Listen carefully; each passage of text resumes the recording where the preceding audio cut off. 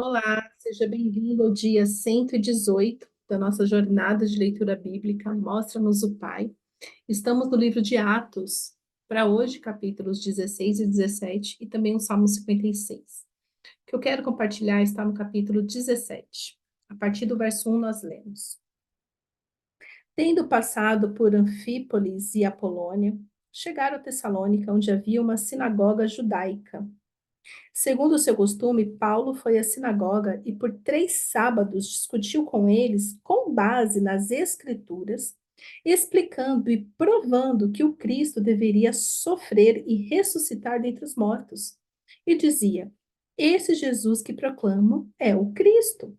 Alguns dos judeus foram persuadidos e se uniram a Paulo e Silas, bem como muitos gregos tementes a Deus, e não poucas mulheres de alta posição. Mas os judeus ficaram com inveja, reuniram alguns homens perversos dentre os desocupados e com a multidão iniciaram um tumulto na cidade. Invadiram a casa de Jason em busca de Paulo e Silas, a fim de trazê-los para o meio da multidão.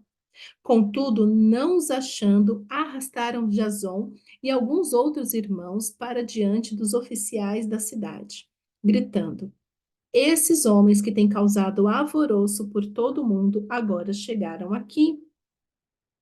E Jason os recebeu em sua casa. Todos eles estão agindo contra os decretos de César, dizendo que existe um outro rei chamado Jesus. Ouvindo isso, a multidão e os oficiais da cidade ficaram agitados. Então receberam de Jason e dos outros a fiança estipulada e os soltaram. O povo que não tem o que fazer, né? Fala a verdade. Tem hora assim que eu fico irritada com o diabo, que eu penso assim, ô negocinho que não tem o que fazer, hein? Ô coisinha nojenta que não tem o que fazer, esse tal desse demônio, viu? Aff, ô desocupado.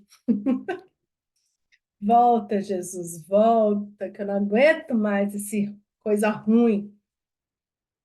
Mas, enfim, né? A gente está lendo essa questão, né? Do judaísmo religioso e daqueles que amavam Jesus. E uma inquietação que eu tenho há muitos anos já em relação à igreja é de entender o crente, crentinho, de uma pessoa que realmente ama o Senhor. E algo que eu falo muito, né? De a diferença, né? Como é diferente. Então, assim, tem muitas pessoas que frequentam a igreja por ritual, por costume, porque aprendeu assim, né? Então, ela frequenta a igreja, mas ela não tem o temor do Senhor, ela não tem discernimento, ela não ama a Deus de todo o coração. E isso, com certeza, acontece em todas as religiões. Sabe, um povo meia boca, você fala assim, sabe, tem um povo meia boca no judaísmo, povo meia boca no budismo, no hinduísmo, no catolicismo, todos os ismos. Mas há uma diferença para aqueles que realmente buscam o Senhor de coração. Então, Paulo, ele foi até a sinagoga judaica. Para quê? Né? E Paulo tinha autoridade para isso, porque Paulo era uma autoridade nos fariseus, né? Ele era líder. Ele realmente era uma pessoa de alta posição. Ele ia lá falando assim, abrindo as escrituras, pregando a palavra, pela palavra que eles mesmos diziam, falava assim: olha, este é o Cristo, é Jesus. E eu amo essa parte assim: olha, alguns dos judeus foram persuadidos e se uniram a Paulo e Silas, bem como muitos gregos tementes a Deus. Olha isso. Então, o que faz você entender pela própria palavra de Deus, quando ela é ministrada ao seu coração, que te constrange em santidade, que te constrange em arrependimento, é o temor do Senhor. Porque Deus se revela para aqueles que o buscam.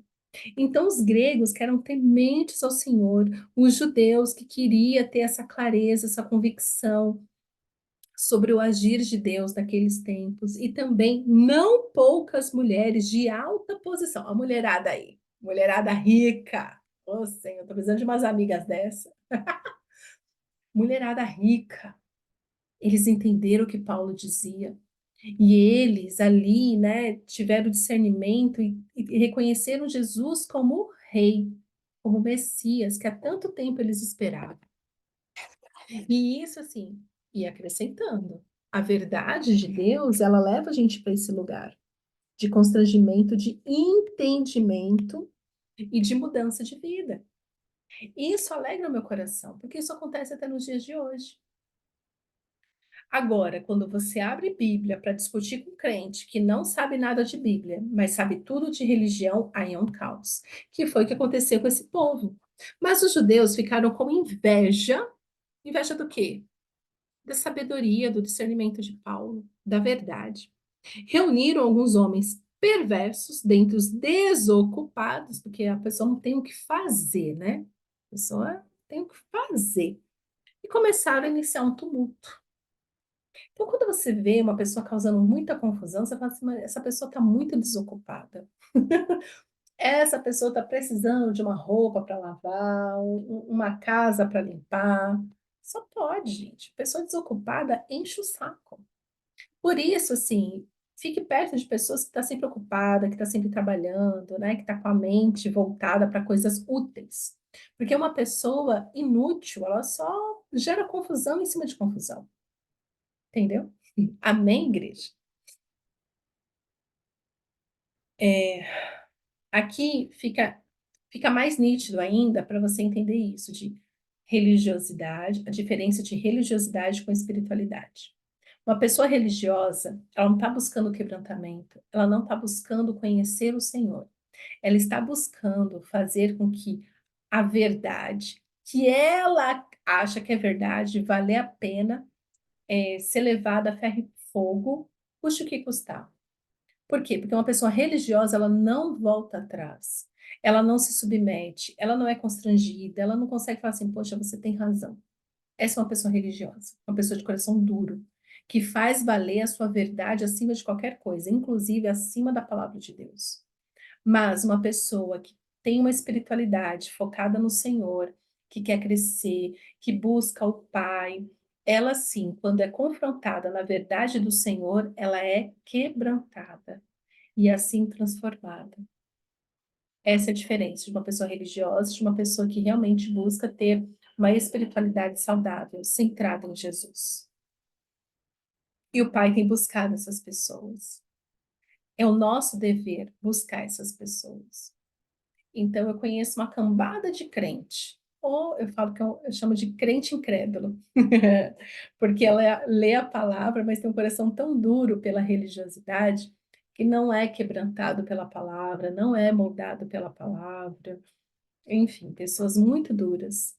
Mas também eu conheço crentes que buscam o Senhor, que sabe pedir perdão, que sabe voltar atrás, que ouve o Senhor quando é confrontado na palavra de Deus. Porque o que Paulo fez aqui foi abrir a palavra de Deus e falar assim: olha, vocês têm buscado entender as Escrituras, então eu vou explicar para vocês quem é o Cristo. É através da Bíblia. Agora, crente que não lê Bíblia, que não gosta de Bíblia, que não tem intimidade com a palavra e não quer admitir que não tem intimidade com a palavra, essas pessoas aqui, que causa confusão, que arranja confusão, que faz bagunça em cima de bagunça. E são instrumentos do diabo para causar divisão nas igrejas, para destruir famílias, para destruir relacionamentos. Instrumento do diabo mesmo. Então, tem umas pessoas que eu olho na igreja, eu penso, Senhor, é misericórdia, Pai. Separa logo o joio do trigo. Por isso que eu mando tanta gente mudar de religião. Oh, fala que você não é crente, não. Fala não, fala não, fala não. Muda de religião, vai. Nem de Bíblia você gosta? Vai para outra aí que você goste do livro deles. Mas para de encher o saco no meio da igreja. Af, af. Tem um povo que enche o saco. Mas a verdade é que nós precisamos ser essas pessoas de sempre estar buscando o Senhor, para quando alguém nos constranger usando a palavra de Deus, nosso coração esteja sensível para ser quebrantado, para ser moldado, para ser transformado. Porque se você não se atenta a isso, você acaba tendo um coração duro para as verdades de Deus. Porque para abraçar a verdade de Deus, você precisa renunciar àquilo que você acha que é verdade. E é a Bíblia que nos leva para este lugar de discernimento. Qual é a verdade ou qual é o que eu suponho que é verdade? É a Bíblia. Não tem outro livro, crente. Não tem. Então, muitas pessoas me pedem assim, ai, Fátima, que livro você indica? Eu falo Bíblia. Ah, não consigo entender. Pega uma Bíblia numa linguagem mais atual. Ah, isso aqui é Bíblia. Ah, é Bíblia. Ah, Bíblia. Porque é o discernimento bíblico que vai te levar para esse lugar de humildade e também para esse lugar de discernimento de tempos, de espíritos, da verdade do Senhor. Amém? Então, que hoje você possa se ver como essas pessoas que buscam o Senhor, ser como esses gregos temente a Deus, e na hora que ouvir a palavra de Deus, ser completamente transformado, né? O Senhor está chamando a sua igreja, os seus filhos, para ir a um nível mais profundo de intimidade com Ele. E essa intimidade é tida lendo a palavra. Não existe outro caminho, e glória a Deus que não existe outro caminho. Glória a Deus pela Bíblia, pela palavra de Deus, que nos traz lucidez. Porque, gente, qualquer coisa fora disso é confusão. Qualquer coisa fora disso. Tem os idólatras, né, da ciência, idólatras mesmo da ciência. Eu fico pensando assim, cara, a ciência é a coisa que mais muda, sabe? Porque assim, a pessoa vai lá, faz uma tese e prova, Ana, aquilo é verdade. Aí depois de um tempo, o outro olha aquela tese e fala, não, vou refutar essa tese. Aí ele consegue lá, sei lá das quantas, fazer uns testes X, PTO, e ele refuta essa tese, ele cria uma tese para desfazer essa tese, entendeu? E assim acontece muito no meio acadêmico, no meio científico, muito. O que mais tem é isso. Aliás, esse é o job deles. Arranjar uma tese para refutar outra tese, para provar que aquela primeira tese era mentira, porque ele já descobriu uma coisa nova. Então, se tem uma coisa que muda o tempo todo, é a ciência. Se tem uma coisa que é o tempo todo a pessoa tem como verdade, e vem o outro e fala: não, isso daí que você acha que é verdade, na verdade, agora eu vou provar que isso daí é mentira, a verdade é a minha, que eu acabei de descobrir, não é? Gente, que mundo confuso. É por isso que eu fui mais fundo na questão de ler Bíblia. Falei, não, é tudo muito confuso. É tudo muito confuso. Agora, a Bíblia, ela não se contradiz. Ela é maravilhosa. A Bíblia não se contradiz. Ela toda, assim, coopera, tudo faz sentido. Porque ela tem uma linha, é a verdade. Então, me traz paz. Então, ler a Bíblia me traz paz. Por quê? Porque ela não é confusa. Confusos somos nós. Mas na medida que nós vamos buscando clareza, o Senhor vai nos direcionando e as coisas que eram escuras agora têm clareza. E é lindo estar neste lugar. Então, eu quero te motivar a ler Bíblia, para você não ficar que nem esse povo que não tem o que fazer, causando confusão onde não é para causar confusão. Está na hora de ir no lugar mais profundo de intimidade com o Senhor. Amém? Pai, obrigada pela tua palavra. Queremos te pedir, Senhor, abre o nosso entendimento para te entender. Abre, Senhor, o nosso coração para te amar. E que possamos, Senhor, te buscar cada vez mais, na medida que lemos a tua palavra. Dá-nos, Senhor, discernimento através da leitura da tua palavra. É isso que eu te peço, Pai. Em nome de Jesus. Amém.